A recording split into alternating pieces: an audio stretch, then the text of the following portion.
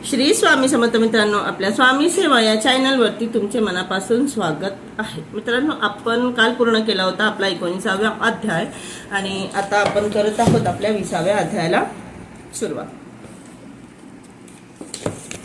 श्री गणेशाय नमः। सिद्ध नामधारकांना म्हणाले, श्री गुरु औदुंबर क्षेत्री आहेत अशी ज्यांची दृढ श्रद्धा आहे त्या भक्तांना त्यांच्या कृपेची अनुभूती येतेच। त्याविषयी एक कथा सांगतो, ऐका।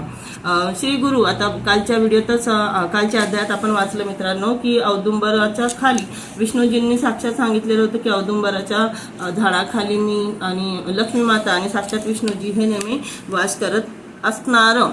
आणि विष्णूजी म्हणजेच दत्तगुरु म्हणजेच नृसिंह सरस्वती।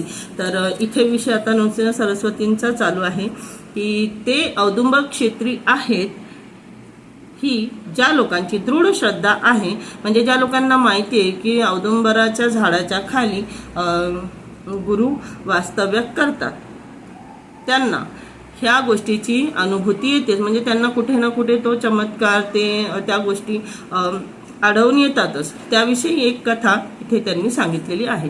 शिरोळ गावी गंगाधर नामक एक वेदा अभ्यासी ब्राह्मण राहत असत। त्यांच्या सुशील पत्नींना 5 पुत्र झाले, पण त्यापैकी एकही जगला नाही। संतती जगण्यासाठी त्यांनी अनेक उपाय केले, पण उपयोग झाला नाही।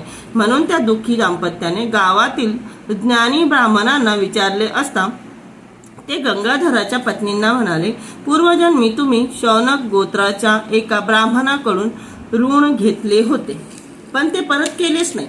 त्यामुळे त्यांनी निराशेने आत्महत्या केली। ते ब्राह्मण पिशाच झाले असून तेच तुमचे गर्भपात करत आहेत।